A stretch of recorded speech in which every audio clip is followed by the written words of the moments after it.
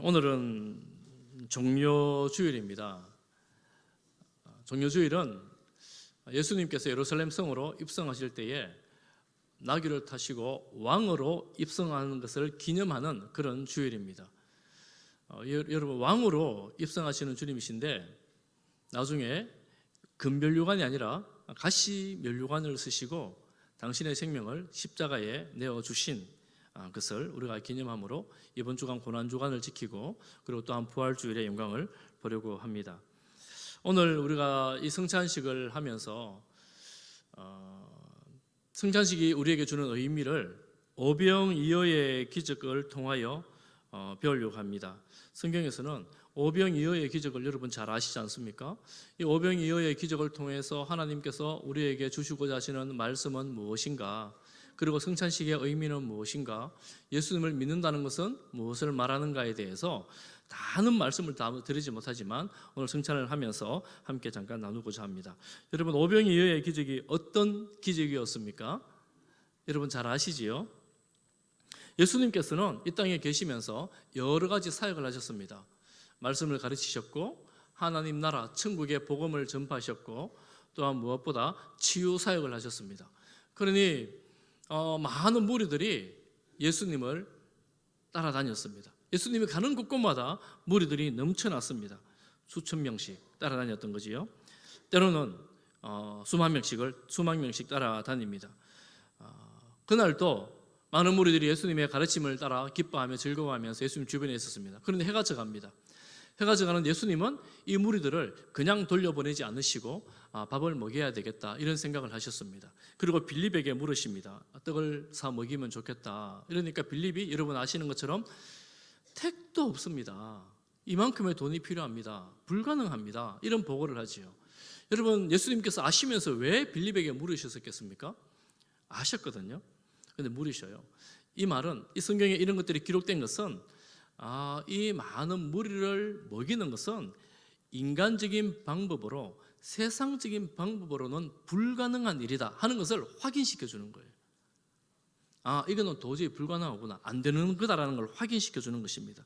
그런데 안드레가 가져왔던 보리떡 5개와 물고기 2마리를 가지고 예수님은 모든 무리를 먹이시고 배불리 먹이시고 그리고 남은 광주리만 12광주리를 남기셨습니다. 하나님의 나라는 이렇게 풍성한 곳이다라는 것을 또 가르쳐 주시는 것이지요. 이 백성들, 무리들이 이렇게 배가 부르니까 예수님을 보고 왕으로 삼자고 예수님을 왕으로 추대하려고 요구합니다. 그때 예수님은 떠나가십니다. 왕 삼으시면 좋잖아요. 떠나가십니다. 그들과 함께하지 않습니다. 이 오병이어의 기적이 오늘 우리에게 무엇을 교훈하시나? 첫 번째 한 가지 확실한 것은 예수님은 불쌍히 여기시는 분입니다. 아픈 사람들을, 배고픈 사람들을, 결핍이 있는 사람들을 불쌍히 여기십니다. 그래서 그분들과 함께 하시고 그분들을 먹이시고 치유하시고 고쳐주시는 분이십니다. 그런데 성경에 보면 아픈 모든 일을, 배고픈 모든 일에 필요를 채워주신 것은 아닙니다. 그러니 아픈 사람을 고쳐주시고 배고픈 일을 먹이신 것은 궁극적으로 주님께서 하고 싶은 말씀이 있었고 이 육체의 필요를 채워주시는 것 이상으로 중요한 것을 교훈을 하십니다. 그 육체의 필요를 채워주신 것은 그들을 불쌍히 여기심이고 또한 그들이 더 불쌍한 것이 있는데 그것이 무엇이냐? 그것을 채우십니다. 그것이 뭐냐 하면 영적인 필요를 채우시는 것입니다. 영적인 필요를 채우세요. 예수님은 그 밤에 이 무리를 떠나서 배를 타고 저 가버나움에 가십니다. 이 무리들이 예수님을 찾아서 또 아침에 쫓아갑니다. 또 가버나움에 많은 무리들이 예수님을 찾아왔어요. 예수님 말씀하십니다. 너희들이 나를 찾아온 것은 배불리 먹었기 때문이다. 그렇지만 너희들이 육체의 배부름을 위해서 일할 것이 아니고 영적으로 살기 위하여 일을 해야 되라. 영생을 얻기 위해서 일을 해라. 예수님 이렇게 말씀하십니다. 그러니 영생을 위하여 일을 한다는 것은 그러면 하나님을 위해 일을 해야 되는 거 아닌가? 그 질문을 해요. 하나님의 일이 무엇입니까? 이렇게 질문할 때 예수님 중요한 말씀하시죠. 29절, 우리 29절을 함께 읽도록 하겠습니다. 시작. 예수께서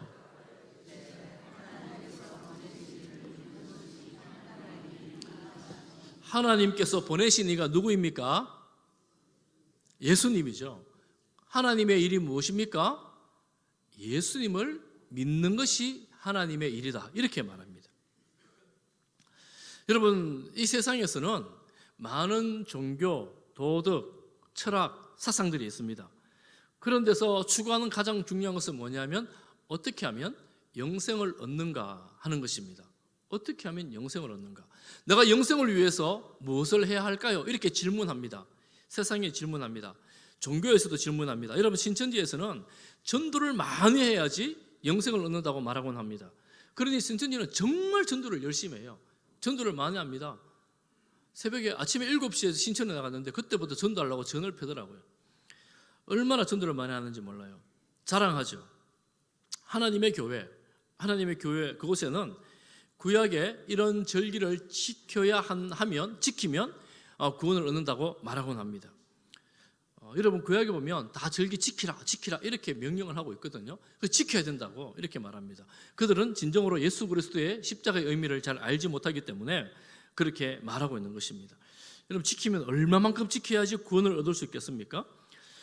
여러분, 오늘날에도 마찬가지입니다. 많은 사람들이 이것저것을 해야 구원을 얻는다, 영생을 한다, 이런 말들을 합니다. 하나님의 일을 해야 된대요. 그러면 그 하나님의 일이 무엇인가? 우리를 영생하게 하는 하나님의 일은 무엇인가? 오늘 29절 말씀에 예수님을 믿는 것이 하나님의 일입니다. 할렐루야. 그러니까 이들이 당신을 내가 믿어야 된다면 표적을 보여봐라. 우리가 당신을 어떻게 믿느냐? 표적을 보여달라. 방금 어제 오병이어를 가지고 그렇게 많이 먹은 기적을 당신들이 체험했음에도 불구하고 또 표적을 보여보라고 말합니다. 그러면서 만나를 말하죠. 광야에서 우리 조상들이 먹었습니다. 당신은 그만한 표적 베풀지 못합니까? 모세를 말하는 거죠. 신명기 18장 15절에 보면 내 하나님 여호와께서 너희 가운데에 내 형제 중에서 너를 위하여 나와 같은 선지자 하나를 일으키실 것이다. 너희는 그의 말을 들어야 한다. 이렇게 말합니다. 모세가 말씀한 거예요. 백성들에게 모세 같은 선지자 하나가 나오면 너희들이 그의 말을 들어라. 이렇게 말씀하신 거예요. 그러니 이 백성들은 당신이 모세 같은 선지자입니까? 이렇게 질문한 거예요. 모세 같은 기적을 한번 베풀어 보시지요? 이런 말입니다. 모세가 무슨 기적을 베풀었습니까? 하늘에 만나를 내렸거든요. 그러니까 예수님 말씀하십니다. 그 만나는 모세가 준 것이 아니라 하나님이 주신 것이다. 이렇게 말을 합니다. 그리고 33절에 보면 하나님이 하늘에 주신 그 떡은 생명을 주는 것이다. 생명을 주는 것이다. 이렇게 말하죠. 그러면서 35절 너무나 중요한 말씀하십니다. 35절을 또 함께 보겠습니다. 35절 시작.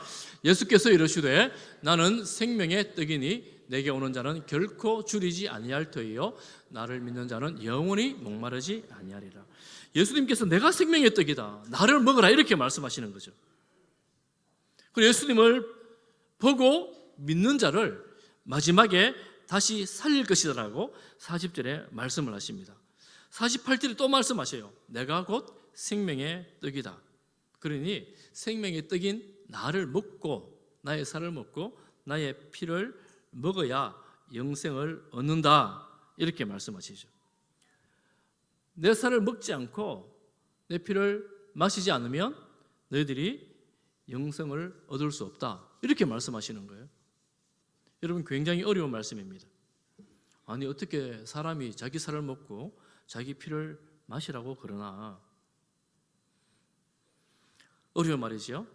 그리고 예수님은 내 살이 참된 양식이다. 내 피가 참된 음료다. 곧 영생을 주는 것이다 라고 계속해서 반복하면서 강조하며 말씀을 하십니다. 만나 이야기를 했는데 더 나아가서 나를 먹어야 이렇게 주장을 된다. 이렇게 주장을 하시잖아요. 그러니 굉장히 어려운 이야기고 이해하기가 힘든 그런 내용입니다. 60절 말씀 이후에 보면 어렵도다. 제자들도 어려워요. 어렵도다. 앞에 나오지 않습니다. 수근수근거립니다. 사람들이 웅성웅성하고 있어요. 그때 63절, 여러분 성경을 보십시오. 63절 말씀을 같이 잠깐 읽겠습니다. 63절입니다. 시작. 살리는 것은 영이니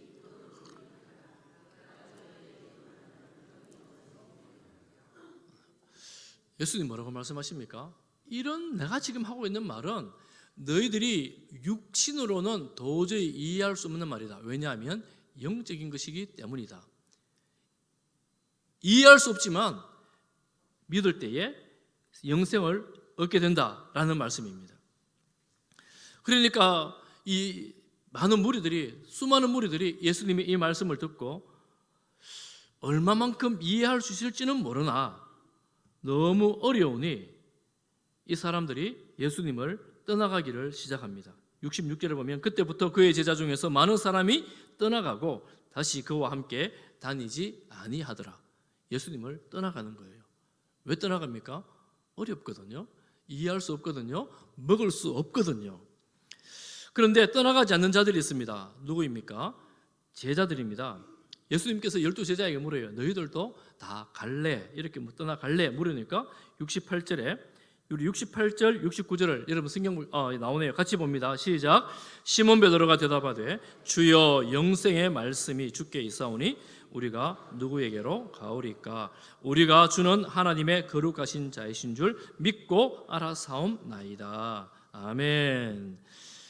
많은 무리들은 떠나가지만 제자들은 떠나가지 않습니다.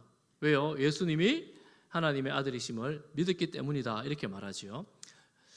여러분, 떠나가는 사람이 있고 떠나가지 않는 사람이 있습니다.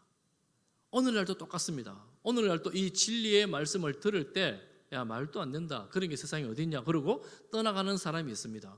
그렇지만 이런 말씀을 들을 때 믿겠다고 작정하여 들어온 사람들이 있습니다. 그 사람들 누굽니까? 오늘 학습을 받은 분들이고 세례를 받는 사람들입니다. 세상적으로 보면 도저히 이해할 수 없기 때문에 나는 믿을 수 없어 하고 떠나가지요. 새가족 모임 하다 보면 그런 일을 허다히 경험을 합니다. 허다히 경험을 합니다. 정말 진리의 말씀이 선포될 때 믿을 수 있는 이 믿음이 저절로 생기는 것이 아니라 하나님께서 주신 은혜의 선물이라는 것들을 알게 되고 깨닫게 되어지는 거지요. 여러분들은 오늘 이 자리에 계신 것이 믿음으로 계신 줄을 믿습니다. 여러분, 이 믿음으로 우리가 다 이해할 수는 없지만 이 믿음으로 오늘 성찬에 동참할 수 있기를 축복합니다. 생각을 해봐요. 지금 베드로는 예수님을 향하여 영생의 말씀이 주께 있습니다. 이렇게 고백을 합니다. 그리고 예수님은 하나님의 거룩하신 자인 줄 믿고 알았습니다. 이렇게 말하죠. 고백을 합니다. 베드로의 이 알았다는 말과 내가 믿습니다라는 말이 어느 정도로 온전한 고백일까요? 확실히 알고 확실히 믿어서 다른 모든 사람들의 본이 될 만한 그런 탁월한 믿음이었을까요? 완전한 믿음이었을까요? 여러분 아시잖아요. 베드로가 나중에 예수님을 부인해요. 제자들은 도망갑니다. 그러니까 지금 베드로가 예수님이 거룩하신 자 하나님 아들이라고 말은 하지만 실상 이 믿음은 온전치 않고 연약하고 부족한 믿음이었다라는 것을 우리가 추론할 수가 있습니다. 베드로가 이 정도의 믿음이었구나 이렇게 생각할 수 있죠. 그리고 또 우리가 생각해 본다면 그러면 나는 우리의 믿음은 얼마나 온전한가? 여러분의 믿음은 어떻습니까? 나는 확실히 믿어. 나는 온전한 믿음이야. 확실한 믿음이야. 흔들리지 않는 믿음이야. 이런 믿음으로 이 자리에 앉아 계신 분들도 너무나 귀하지만 나의 믿음은 너무나 보잘것도 없어. 나의 믿음은 너무나 부족해. 이렇게 믿어가지고 내가 뭘 하겠나? 이런 믿음을 가지신 분들도 오늘 성찬에 동참하지요. 예수님은 이 제자들과 함께 마지막 만찬을 나누시거든요. 함께 하거든요. 예수님은 그런 연약한 믿음을 가진 자들을 내치지 않고 그들과 함께 만찬을 하십니다. 부족하고 연약하지만 내 살을 받아라, 내 잔을 받아라 하고 나눠주시는 거예요. 도망갈 걸 알면서 부인할 걸 알면서도 나눠주시는 거예요. 그래서 생각할 수 있습니다. 우리의 믿음이 100% 온전해서 주님을 따라가는 것은 아니지만 주님께서 사랑하시고 주님께서 용납하시기에 오늘 이 자리에서 주님의 만찬에 참여할 수가 있게 된 것입니다. 여러분, 오늘 우리가 이제 잠깐 기도하고 성찬식을 할 텐데 여러분 자신을 한번 돌아보십시오. 하나님, 나는 참 믿음이 약한 것 같아요. 제가 이번에 직분자를 이제 후보를 이렇게 말하니까 여러분들이 저는 후보에 빼주세요. 저는 믿음이 약해요. 그만큼 자격이 안 돼요. 이런 분들이 여러분이 계세요. 그런데 오늘 말씀해 보니까 믿음이 약해도 온전치 않아도 부족해도 주님께서 떡을 나눠주시고 잔을 나눠주시면서 받으라 이렇게 말씀하십니다. 받으라. 그리고 내가 온전치 않은 믿음이 지금 이 순간에 온전해지는 것이 아니라 주님 앞에서 함께 신앙생활하면서 조금씩 자라갈 뿐만 아니라 또 성숙해 가게 되는 것입니다. 그리고 너무나 놀라운 것은 뭐냐 하면 예수 그리스도를 구주와 주님으로 믿는 믿음을 은혜의 선물 우리에게 주셨고, 내가 믿는다고 주님께 고백할 때에 오늘 베드로처럼 온전치 않지만 예수님은 온전하다라고 봐주시는 거예요. 나는 부족한데 괜찮아, 함께 밥 먹자 이렇게 하시는 거예요. 그러니 우리는 주님의 그 사랑으로 그 은혜로 함께 주님의 식탁에 앉습니다. 여러분, 그래서 우리가 그 사랑을 기억하면서 오늘 이 시간에 우리 함께 잠깐 같이 기도하겠습니다.